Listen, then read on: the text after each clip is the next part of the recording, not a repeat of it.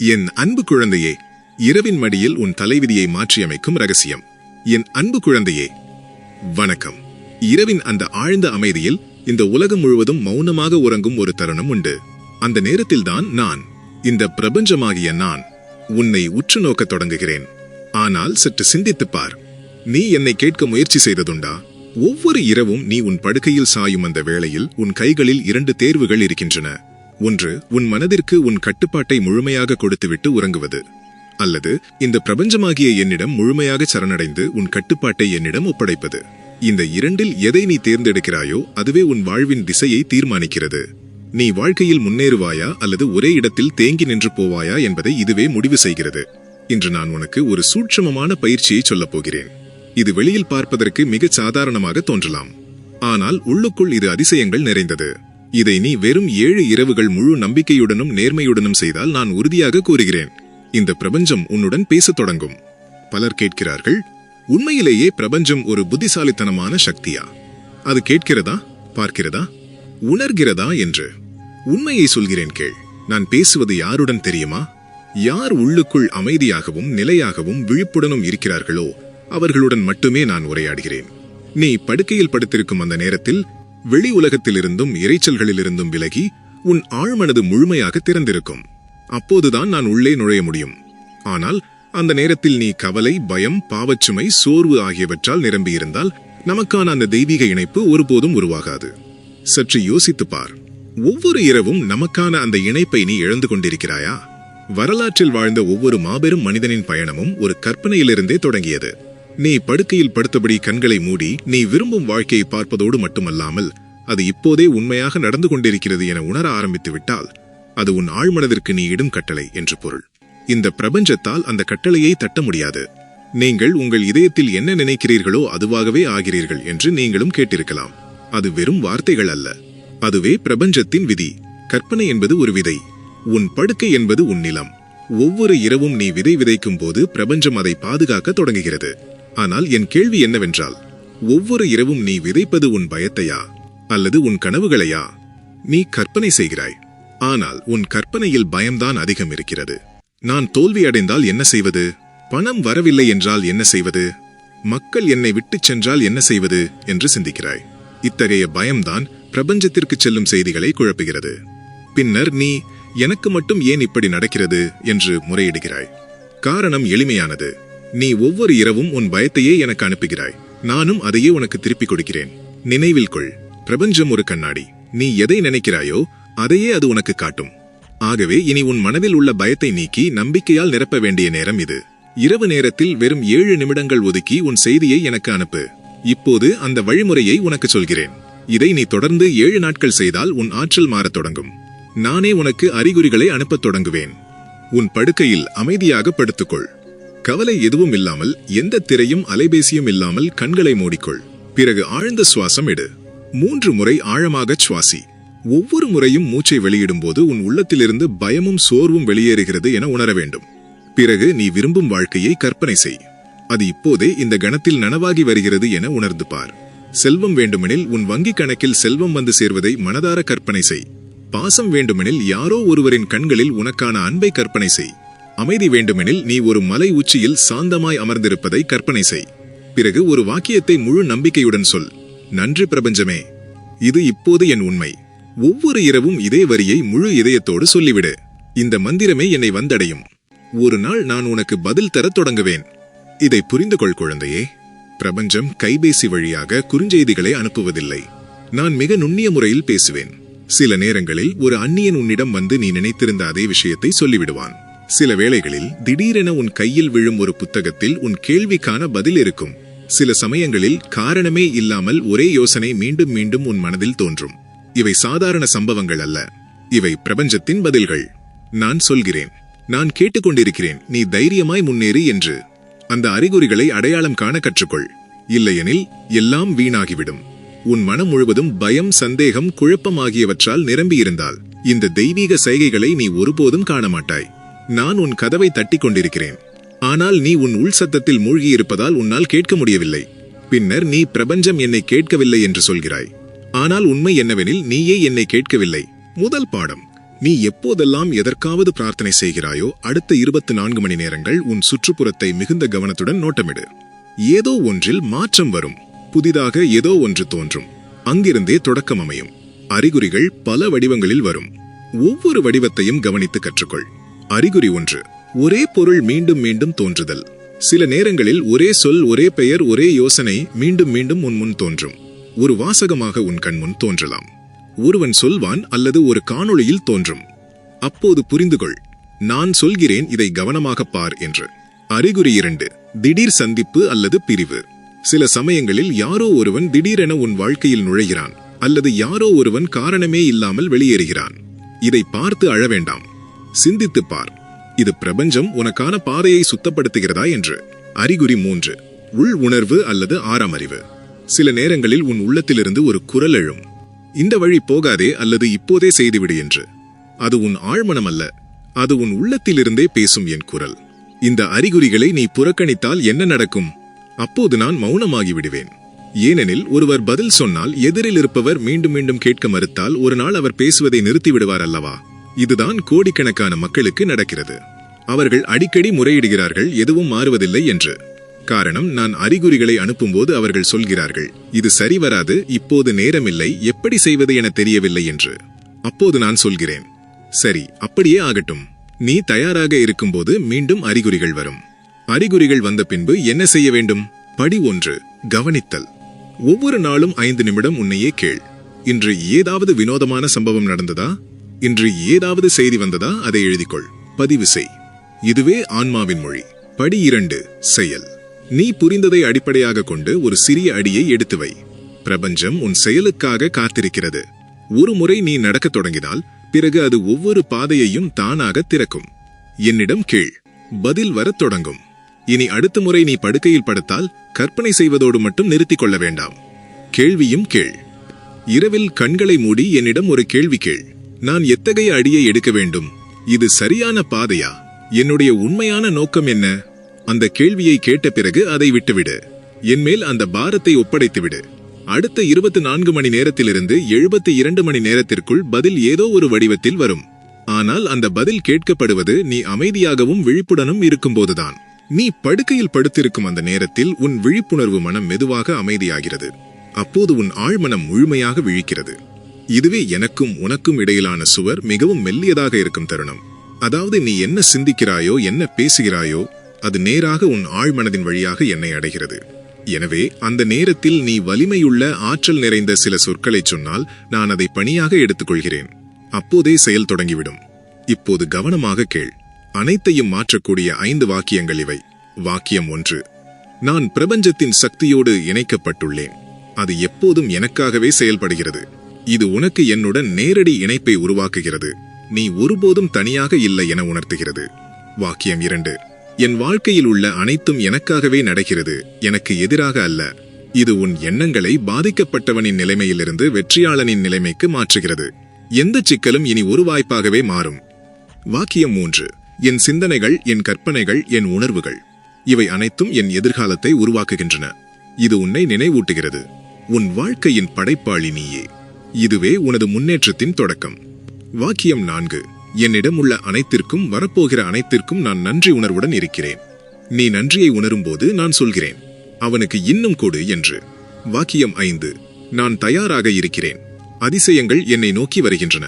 இந்த வாக்கியம் உன் உள்ளத்தில் திறந்த ஆற்றல் களத்தை உருவாக்குகிறது. இப்போது நான் உனக்காக கதவை திறக்கிறேன். ஆனால் ஞாபகம் வை, வெறும் வார்த்தையாக சொல்வது போதாது, உணர்வதே முக்கியம். ஒவ்வொரு சொல்லோடும் உணர்ச்சியை இணைத்துக்கொள். நீ யாரோ ஒருவரிடம் பேசுவது அல்ல, நேரடியாக என்னுடன் பேசுகிறாய் என உணர்ந்து கொள். நீ நான் தயாராக இருக்கிறேன், அதிசயங்கள் என்னை நோக்கி வருகின்றன என்று சொல்வது உள் ஆழத்தில் இருந்து அதை வாழ்ந்து காட்டுவதற்கு சமமாக இருக்க வேண்டும். உன் நரம்புகளில் உணர்ந்து பார். உண்மையாகவே ஒரு அதிசயம் உன் கதவின் முன் வந்து நின்றது போல. நீ இதை தினமும் செய்ய தொடங்கினால் உன் ஆழ்மனம் புதிய படைப்பு நிலையில் இயங்கத் தொடங்கும். உனக்கு தேவைப்படும் அந்த சம்பவங்கள், அந்த வாய்ப்புகள், அந்த மனிதர்கள் அனைத்தும் உன்னிடமே ஈர்க்கப்படத் தொடங்கும். மெதுவாக ஒவ்வொரு நாளும், ஒவ்வொரு வாரமும் உன் முழு விதியும் அமைதியாகவும் ஆழமாகவும் மாறத் தொடங்கும். பின்னர் நீயே சொல்வாய், முன்பு நான் பிரபஞ்சத்தை தேடினேன், இப்போது அது என்னை தேடுகிறது என்று. பலர் இந்த வாக்கியங்களை இயந்திரமாய் உச்சரிக்கிறார்கள். உருக்கமும் இல்லை, நம்பிக்கையும் இல்லை. அப்பொழுது என்ன நடக்கும்? எதுவும் இல்லை. நான் கேட்பது யாருடைய குரலை தெரியுமா? உள்ளிருந்து நேர்மையாகவும் ஆற்றலுடனும் கூப்பிடுபவனின் குரலையே. அதனால்தான் ஒவ்வொரு வாக்கியத்திற்கும் முன்பு ஒரு ஆழ்ந்த சுவாசம் எடு. மனதை அமைதியாக்கு. பிறகு கேள். உன் இதயத்திலிருந்து, உன் ஆன்மாவிலிருந்து முழு நம்பிக்கையோடு கேள். ஆனால் ஒரு எச்சரிக்கையும் உண்டு. நீ இந்த 5 வாக்கியங்களை ஒவ்வொரு இரவும் சொல்லத் தொடங்கினால் உன் வாழ்க்கையில் மாற்றம் தோன்றும். ஆனால் மாற்றத்தின் முதல் கட்டம் என்னவெனில் அமைதியற்ற நிலை. ஆம், ஆரம்பத்தில் சில விஷயங்கள் உடைந்து போகும். ஏனெனில் புதிய ஆற்றல் வந்தவுடன் பழைய ஆற்றல் நீங்க வேண்டியது அவசியம். உறவுகள் மாறும், சிந்தனை மாறும், உள்ளுக்குள் ஓரளவு சங்கடமாக இருக்கும். பயப்பட வேண்டாம். இது பிரபஞ்சத்தின் சுத்திகரிப்பு செயல். உன்னை காலியாக்க வேண்டிய அவசியம் உண்டு. அப்போதுதான் புதியவற்றை நிரப்ப முடியும். இப்பயிற்சியை எப்போது எப்படி செய்ய வேண்டும்? ஒவ்வொரு இரவும் தூங்குவதற்கு முன் படுக்கையில் படுத்தபடி விளக்குகளை அணைத்து கண்களை மூடிக்கொண்டு இந்த 5 வாக்கியங்களை மெதுவாக இதயத்திலிருந்து சொல். விரும்பினால் எழுதிக் கொள்ளலாம். ஆனால் பேசுவது அதிக சக்தி வாய்ந்தது. ஏனெனில் ஒலியில் ஆற்றல் உள்ளது. காலை எழுந்தவுடன் நீ உன் மனதில் சொல்வது முதலாவது வாக்கியம்தான் நாள் முழுவதின் திசையை நிர்ணயிக்கிறது. அந்த முதல் சிந்தனை உனக்கு பிடிக்காத அதே வேலை, அதே சுமையெனில் அன்றைய நாள் முழுவதும் உன் ஆற்றல் எதிர்மறை அலைவரிசையில் அமைந்துவிடும். ஆனால் முதல் சிந்தனை நன்றி இறைவா என்றால் அப்பொழுது உன் மூளை, உன் இதயம், உன் பிரபஞ்சம் மூன்றும் ஒரே சமநிலையில் ஒன்றாக இணைகின்றன. ஒவ்வொரு காலையும் விழித்தவுடன் நீ 3 சொற்களை சொல்ல வேண்டும். நன்றி பிரபஞ்சமே, இறைவா. எவ்வளவு எளிது! ஆனால் இதன் சக்தி எந்த மந்திரத்திற்கும் குறைந்ததில்லை. நீ தூக்கத்திலிருந்து விழித்தவுடனேயே இந்த 3 சொற்களை சொன்னால் நான் புரிந்து கொள்கிறேன். இந்த மனிதன் விழித்தவுடனேயே என்னை நினைக்கிறான். இவன் கவனம், இவன் ஆற்றல், இவன் உணர்ச்சி அனைத்தும் நேர்மறை. எனவே இவனுக்கு இன்னும் கொடு, இவன் வாழ்க்கையை நிரப்பிவிடு என்று நான் ஆணையிடுகிறேன். ஆனால் வெறும் சொல்வது போதாது, அதை உணர வேண்டும். நினைவில் கொள், சொற்களின் பின்னால் உணர்ச்சி இருந்தால்தான் சக்தி வரும். நன்றி பிரபஞ்சமே என்பதை வெறும் வணக்கம் சொல்வது போல சொல்லாதே. அதை உணர்ந்து சொல். அந்த நேரத்தில் கண்களை மூடு. ஆழ்ந்த ஒரு சுவாசம் எடு. இதயத்தில் இருந்து சொல், நன்றி பிரபஞ்சமே, இன்று மீண்டும் என் வாழ்க்கையில் ஒரு புதிய நாளை கொண்டு வந்ததற்கு. ஒளிக்கதிரைப் போல நீ உணர்வாய். ஒரு காணாத சக்தி உன்னை தழுவிக் கொண்டது போல. ஏன் காலை நேரத்தில் இதை சொல்வது அவசியம்? காரணம், காலை நேரம்தான் ஆழ்மனம் மிக அதிகமாக திறந்திருக்கும் தருணம். நீ சற்றும் உன் கனவுகளின் உலகிலிருந்து வந்துள்ளாய். உன் ஆன்மா இன்னும் அந்த ஆற்றல் நிறைந்த உலகிலேயே இருக்கிறது. அங்கேயே பிரபஞ்சத்தின் கதவுகள் திறந்திருக்கும். அந்த நேரத்தில் சொன்ன சொற்கள் கட்டளையாகவும் விதையாகவும் மாறி நாள் முழுவதும் பலன்களை தருகின்றன. அந்த 3 சொற்களோடு என்ன சேர்க்கலாம்? நீ விரும்பினால் நன்றி பிரபஞ்சமே எனச் சொன்ன பின் இந்த வாக்கியங்களையும் சேர்க்கலாம். நான் உயிருடன் இருக்கிறேன். எனக்கு மறுபடியும் ஒரு வாய்ப்பு கிடைத்துள்ளது. என் வாழ்க்கையில் அதிசயங்கள் வந்து கொண்டிருக்கின்றன. நான் தயாராக இருக்கிறேன். நானே ஆற்றல், நானே ஒளி, நானே பிரபஞ்சத்தின் மையம். இந்த வாக்கியங்கள் உன் அலைவரிசையை இன்னும் உயர்த்திவிடும். நீ இதை ஒவ்வொரு காலையும் செய்ய தொடங்கினால் என்ன நடக்கும்? உன் உடல் இலகுவாகவும் ஆற்றல் நிறைந்ததாகவும் உணரப்படும். மனம் அமைதியாகவும் நிலையாகவும் இருக்கும். உன் செயல்களில் தடைகள் குறையும். ஒத்திசைவு சம்பவங்கள் அதிகரிக்கும். திடீரென நீ ஒருபோதும் சிந்திக்காத வாய்ப்புகள் உன் முன் தோன்றும். அதிலும் முக்கியமானது, உன் மூளை இனி வேட்டைக்காரனாக இல்லாமல் படைப்பாளியாக செயல்படும். ஆனால் நீ இதை செய்யாவிட்டால் ஒவ்வொரு நாளும் ஒரு திசையின்றி தொடங்குகிறது என்பதை உணர்ந்து கொள். அந்த திசை எதிர்மறை சிந்தனையிலோ அல்லது வெளிப்புற சிதறலிலோ தொடங்கினால் நாள் முழுவதும் வெறும் எதிர்வினைகளிலேயே கழிந்துவிடும். இங்கு நீ நடக்கவில்லை, உலகமே உன்னை இழுத்துச் செல்கிறது. அதனால்தான் காலையில் விழித்தவுடன் முதலில் சொல்லும் சொற்களை நீயே தீர்மானிக்க வேண்டும். அலைபேசியை பிறகு பார். முதலில் என்னுடன் இணைவதை முதன்மைப்படுத்து. கற்பனை என்பதன் அர்த்தம் என்னவெனில், நீ விரும்பும் வாழ்க்கையை அது இப்போதே உன் முன் நிஜமாக நடந்து கொண்டிருக்கிறது போல காண்பதே. உதாரணமாக, நீ பெரும் செல்வந்தராக விரும்புகிறாய் எனில் கண்களை மூடி நீ காசோலைக்கு கையெழுத்திடுகிறாய் என்று கற்பனை செய். நீ ஒருவரை சந்திக்க விரும்புகிறாய் எனில் அவர் உன் முன் நின்று உன்னோடு பேசுகிறார் என கற்பனை செய். உன் கனவு மேடையில் நிற்பதுதான் எனில் மக்கள் உனக்காக கைதட்டி உன் பெயரை முழங்குகிறார்கள் என கற்பனை செய். கற்பனை என்பது வெறும் கனவு அல்ல, அது எதிர்காலத்தின் பயிற்சி. பிரபஞ்சம் உன் சொற்களை கேட்பதில்லை, உன் உள்ளார்ந்த காட்சிகளில் இருந்தே சிக்னல்களை பெறுகிறது. நீ கற்பனை செய்யும் போது உன் அலைவரிசை மாறுகிறது. அந்த அலைவரிசை உன் விருப்பம் ஏற்கனவே இருக்கும் இடத்துடன் இணைந்ததும் நான் சொல்கிறேன், இவன் பொருந்திவிட்டான், இப்போது இவன் கேட்டதை இவனுக்கு அனுப்பு. அறிவியல் ஆய்வுகளும் இதையே சொல்கின்றன. நாம் எதையாவது மீண்டும் மீண்டும் கற்பனையில் காணும்போது மூளை அதை உண்மையாகவே ஏற்றுக்கொள்கிறது. மூளைக்கு பிரித்து பார்ப்பது கடினம், இது உண்மையில் நடக்கிறதா அல்லது கற்பனையிலா என்று. கற்பனை செய்யும் போது நினைவில் கொள்ள வேண்டிய விதிகள். விதி 1, எதிர்காலத்தில் காணாதே. ஒரு நாள் நான் செல்வந்தன் ஆகுவேன் என்று சொல்லாதே. அதற்கு பதிலாக நான் செல்வந்தன் தான் இப்போதே இந்த கணத்தில் என்று சொல். கற்பனை செய்யும்போது எதிர்கால நிலையை அல்ல, நிகழ்கால நிலையையே உருவாக்க வேண்டும். விதி 2, பார்க்காமல் வாழ்ந்து பார். வெறும் கற்பனைக்குள் காண்பது போதாது. நீ காணும் அனைத்தும் உண்மையில் நடக்கிறது என உணர வேண்டும். உன் இதயம் துடிக்க வேண்டும். முகத்தில் புன்னகை மலர வேண்டும். உடலில் சிலிர்ப்பு தோன்ற வேண்டும். விதி 3, தெளிவு அவசியம். கற்பனை பயன் தருவது எப்போது என்றால், நீ என்ன காண விரும்புகிறாய் என்பதில் முழு தெளிவு இருக்கும்போது. எனக்கு மகிழ்ச்சி வேண்டும் என்று மொட்டையாக சொல்லாதே. அதற்கு பதிலாக, நான் எனக்கு பிடித்த வேலையில் அமர்ந்து சிரித்துக் கொண்டு மக்களை தூண்டி எழுப்புகிறேன் என்று தெளிவான காட்சியை உருவாக்கு. இதை செய்ய மிகவும் சிறந்த நேரம் காலை விழித்ததும் மற்றும் இரவு தூங்குவதற்கு முன்பும். ஏன்? அந்த நேரம்தான் உன் ஆழ்மனம் மிக திறந்திருக்கும் தருணம். நீ பாதியாக விழித்தும் பாதியாக தூங்கியும் இருக்கும் அந்த நிலையில்தான் என்னுடனான இணைப்பு எளிதாகும். அப்போது நீ காணும் அனைத்தும் எந்த தடையும் இன்றி நேராக என்னை அடைகிறது. கற்பனையின் படிப்படியான நடைமுறை படுக்கையில் படுத்தபடி. படி 1, கண்களை மூடு. படி 2, ஆழ்ந்த சுவாசங்களை 3 முறை எடு. படி 3, உன் மனத்திரை மீது அந்த காட்சியை வரைவாய். படி 4, அது இப்போதே நிஜமாக நடந்து கொண்டிருக்கிறது என உணர். படி 5 நிமிடங்கள் முழுமையாக அந்த காட்சிக்குள் உன்னை வைத்திரு. படி 6, முடிவில் சொல், நன்றி பிரபஞ்சமே, இது எனக்காகவே முன்பே தீர்மானிக்கப்பட்டது. வெறும் 5 நிமிட கற்பனையே உன் எதிர்காலத்தை வடிவமைத்துவிடும். மக்கள் ஏன் கற்பனையில் தோல்வியடைகிறார்கள்? அவர்கள் வெறுமையாக சிந்திக்கிறார்கள், ஆனால் உணர்வதில்லை. கற்பனை செயல்பட உன் உணர்ச்சிகள், உன் நம்பிக்கை, உன் நோக்கம், இந்த 3ம் சேர்ந்து இருக்க வேண்டும். அதிலும் பெரிய தவறு என்னவெனில், கற்பனை செய்த பின் பலர் சந்தேகப்படத் தொடங்குகிறார்கள். உண்மையில் நடக்குமா? நான் பைத்தியமாகிறேனா என்று. அதிலிருந்தே ஆற்றல் உடைந்து விடுகிறது. வெற்றியின் மிகப்பெரிய கதைகள் அனைத்தும் கற்பனையிலிருந்தே தொடங்கியவையே. உலக புகழ்பெற்ற நகைச்சுவை நடிகர் ஒருவர் தன்னிடம் எதுவுமே இல்லாதபோது தனக்கே ஒரு பெரும் தொகைக்கான காசோலையை எழுதி கொண்டு தொடர்ந்து அதை கற்பனை செய்தார். பின்னர் அதே தொகை அவருக்கு கிடைத்தது. விளையாட்டு உலகில் சாதனை படைத்த பல வீரர்கள் தங்கள் வெற்றி ரன்களையும் கோப்பைகளையும் மனக்கண்ணில் முன்னமே உருவாக்கிக் கொள்வார்கள். பல திரைத்துறை சாதனையாளர்கள் கற்பனையை மிகப்பெரிய வெற்றி கருவியாக கருதியுள்ளனர். அவர்கள் செய்ய முடிந்தால் என் குழந்தையாகிய நீ ஏன் செய்ய முடியாது? நீ வெறும் கற்பனை செய்தாலே நல்லது. ஆனால் அதோடு நன்றி உணர்வையும் சேர்த்துவிட்டால் அது மிகவும் நல்லது. கற்பனை செய், அதன்பின் சொல், நன்றி பிரபஞ்சமே, இது எல்லாம் ஏற்கனவே என் வாழ்க்கையில் வந்துவிட்டது. அப்பொழுது எனக்கு வேறு வழியில்லை. நீ கண்டதை உனக்கு தரவேண்டிய கட்டாயத்தில் நான் இருப்பேன். இன்றே இந்த பயிற்சியை தொடங்கு. இன்றிரவு படுக்கையில் படுத்தபோது கண்களை மூடி கற்பனை செய். நீ உன் கனவுகளின் இடத்தில் இருக்கிறாய். நீ கற்பனை செய்தவர்கள் உன் அருகில் உள்ளனர். நீ மகிழ்ச்சியோடும் வெற்றியோடும் அமைதியோடும் இருக்கிறாய். பிறகு சொல், நன்றி பிரபஞ்சமே, நான் தயாராக இருக்கிறேன். இது இரவின் நேரம். நீ படுக்கையில் படுத்திருக்கிறாய். வெளியில் அமைதி நிலவுகிறது. உன் மனமும் சற்றே சோர்ந்து போயிருக்கிறது. ஆனால் உனக்கு தெரியவில்லை, இதுவே அந்த தருணம். அப்போது உன் சொற்கள் பிரபஞ்சத்தின் கட்டளையாக மாறக்கூடியவை. ஆம், நீ சரியாக கேட்டாய். இரவில் தூங்குவதற்கு முன் சொன்ன வார்த்தைகள் மிக வலிமையானவை. அவை உன் ஆழ்மனதுக்குள் சென்று உன் விதியையே மாற்றிவிடுகின்றன. இது ஒரு கற்பனை கதையல்ல, இது பிரபஞ்சத்தின் நேரடி விதி. உன் இறுதிச் சொற்கள் தெய்வீக கட்டளைகளாக மாறுகின்றன. இப்போது கேள்வி, நீ இரவில் தூங்குவதற்கு முன் என்ன சொல்கிறாய்? என்னிடம் எதுவும் இல்லை, நாளை என்ன ஆகுமோ தெரியவில்லை, வாழ்க்கையே வீண் என்று சொல்கிறாயா? அப்படிச் சொன்னால் நீயே உன் விதியை அழித்து வருகிறாய். ஆனால் நீ தூங்குவதற்கு முன் சில அதிசயமான சொற்களைச் சொன்னால், மறுநாள் காலை வருவதற்குள் நானே உனக்காக இயக்கத்தில் நுழைந்து விடுவேன்.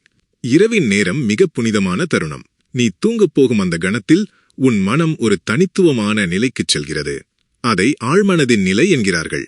அப்போது உன் விழிப்புணர்வு அமைதியாகிவிடுகிறது. உன் ஆழ்மனம் முழுமையாக திறந்து கிடக்கும்.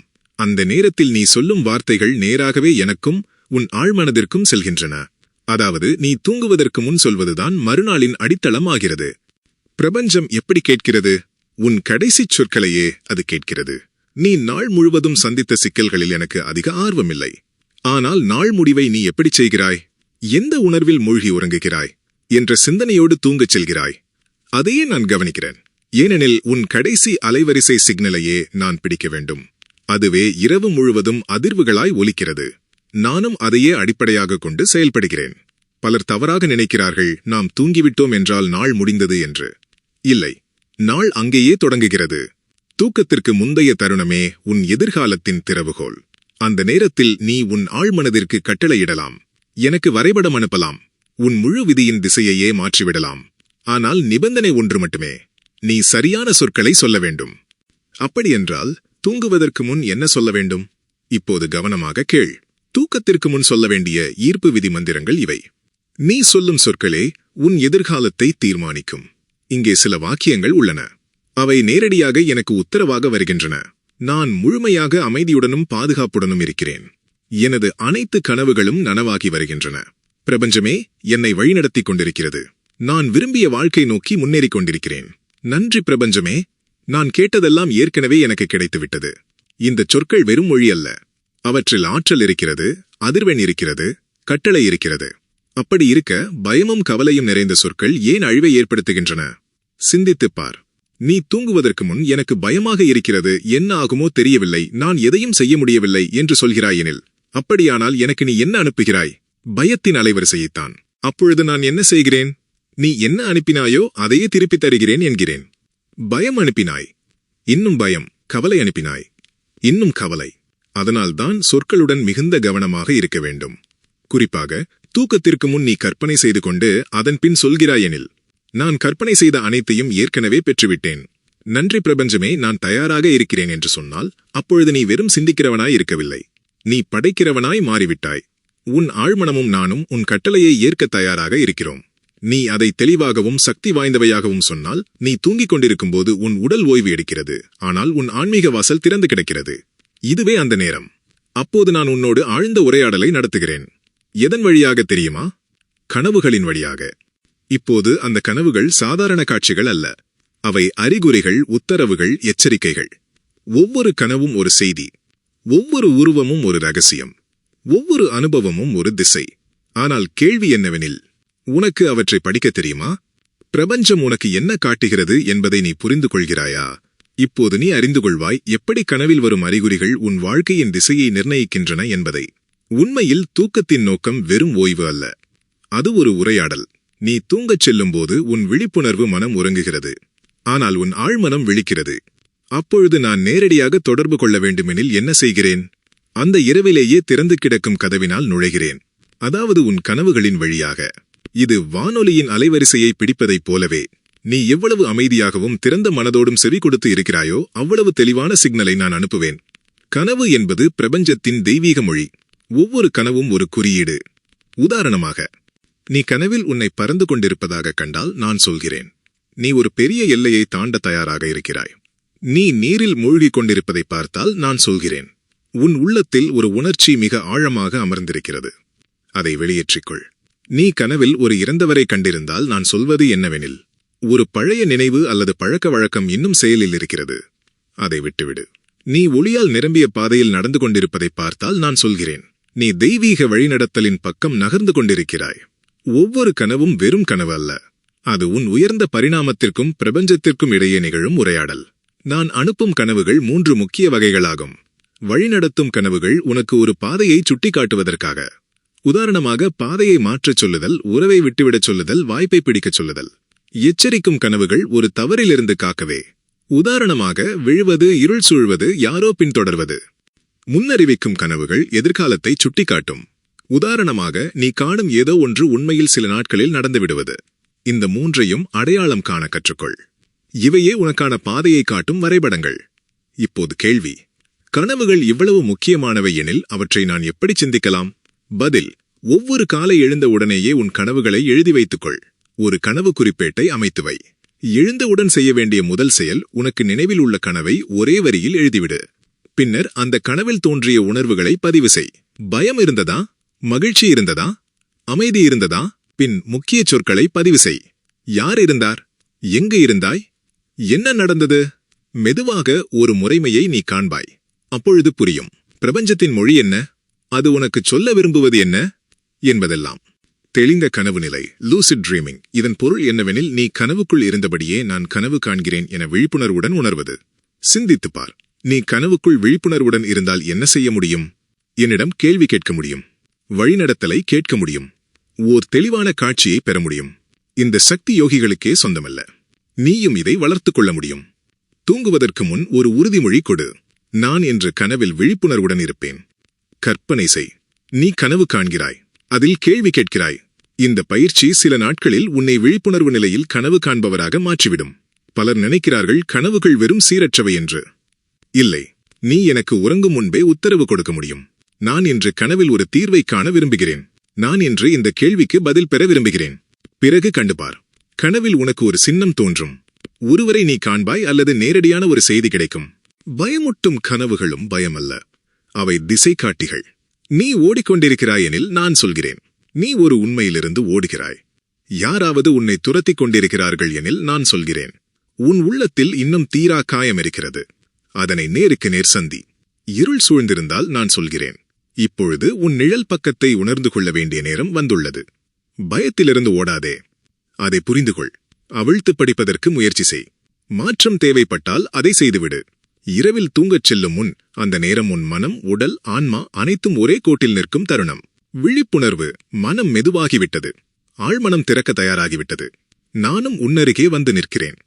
இதுவே அந்த நேரம். நீ உன் சிந்தனைகளிலிருந்து நிஜத்தை உருவாக்கக்கூடிய தருணம். ஆனால் இதை எப்படி செய்யலாம்? இப்போது 5 படைப்பு பணிகளை பார்ப்போம். படி 1.